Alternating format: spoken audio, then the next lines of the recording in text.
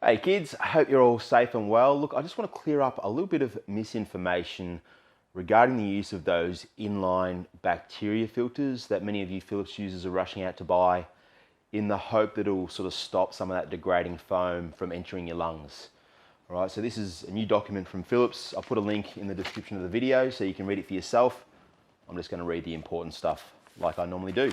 Alright, so due to an influx of questions, additional information is being provided about the use of bacteria filters with CPAP machines. Philips does not recommend using bacteria filters outside of their normal intended use. Therefore, these bacteria filters should not be used on CPAP bilevel devices as a means of mitigating the risk of the foam chemical emissions or particulate matter for the following reasons. And then they go on to list all of the different reasons why you shouldn't use the bacterial filters, and I'll just mention a few of them. 1. Bacteria filters do not provide protection from the chemical emissions resulting from manufacturing or continued foam degradation. Furthermore, possible gas emissions of the degraded foam have not been fully characterized yet throughout the life of the CPAP device. So Philips doesn't even really know the full extent of the risks from the degraded foam.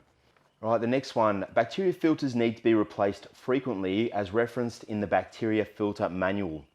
So even though you shouldn't be using them, I know that those of you who are going out to buy them because you're desperate are then using them weeks on end, and that's not how they're designed to be used. This is important, this one. Bacteria filters increase the resistance to airflow, which will impact device performance. Filters alter device performance by negatively impacting maximum airflow, dynamic pressure, and static pressure delivered by the CPAP. So it's affecting your therapy pressure. When an inline bacteria filter is used with a CPAP device, the pressure reported by the device may be different than the prescribed pressure as well as the pressure received by the patient. All right, so what that basically means is your device is reading 10, but it may only be delivering 7 centimeters.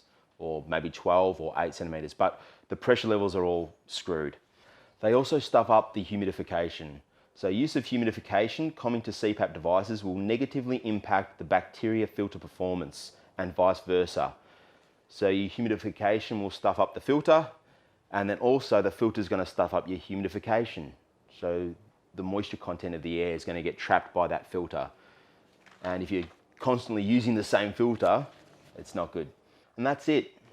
There's a fair bit more information in the document if you want to read through the whole thing for yourself.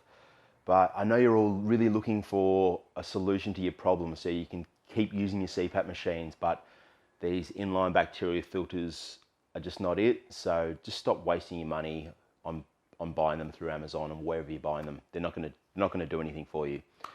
All right, but hopefully soon we have some good news. We need some good news. So I know there's a lot of pressure on Philips at the moment, and hopefully they can give us an update that just tells us a time frame.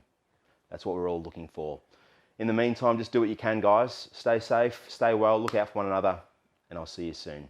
All the best. Bye.